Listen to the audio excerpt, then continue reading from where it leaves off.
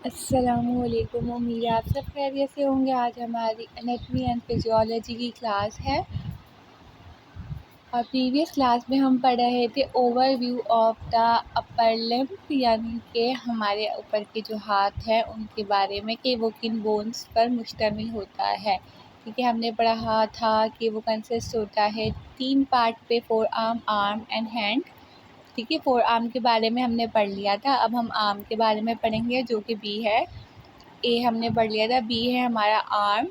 ठीक है, ये दो बोन्स पर, दो हड्डियों पर मुश्तमिल होता है। कौन कौन सी? रेडियस और अल्ना।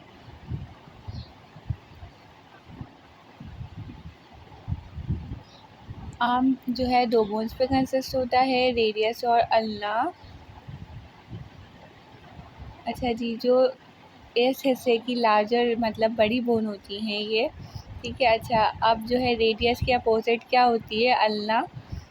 यानी कि रेडियस के बराबर में अपोजिट उसके मुखालिफ जो बोन होती है उसे हम कहते हैं अल्ना।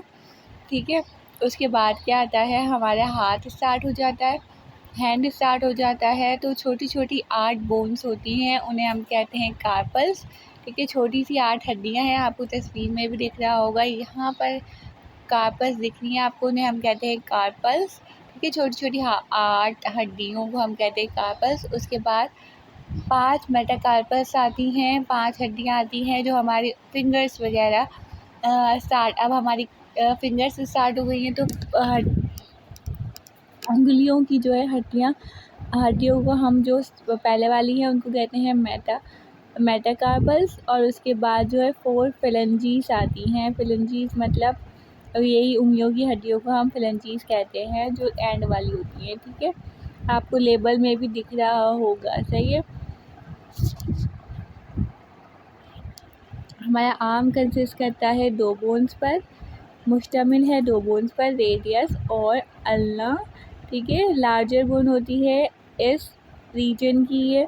ठीक है, रेडियस जो है किसके मुखालिफ होती है? अल्ना की, यानी कि उसके बराबर में है, रेडियस के बराबर में अल्ना है, जैसे कि आपको तस्वीर में दिख रहा है। उसके बाद हमारे हाथ की बोन स्टार्ट हो जाती हैं, 8 बोन्स आती हैं छोटी छोटी सी।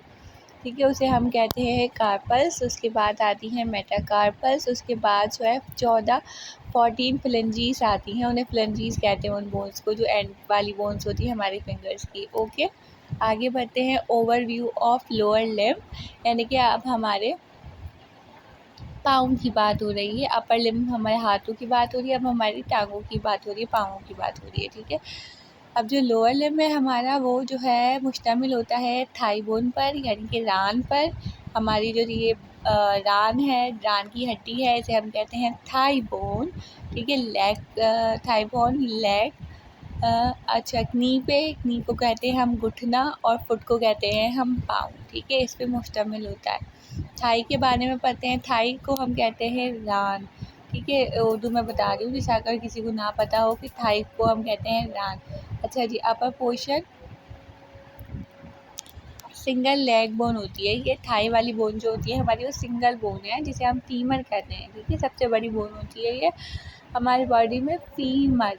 ठीक है, सिंगल बोन है थाई की जिसे हम कहते हैं फीमर।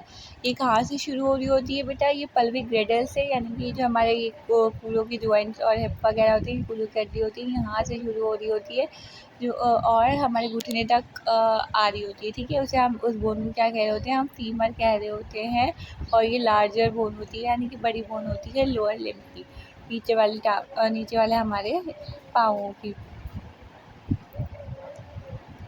इंशाल्लाह फिर लेग के बारे में, यानी कि हमारे लेग पाँव के बारे में हम आगे अगली क्लास में पढ़ेंगे। आपको समझ आ गई होगी कि थाई क्या होती है और हमने आर्म की बात की। सही है, अल्लाह हाफ़िज़।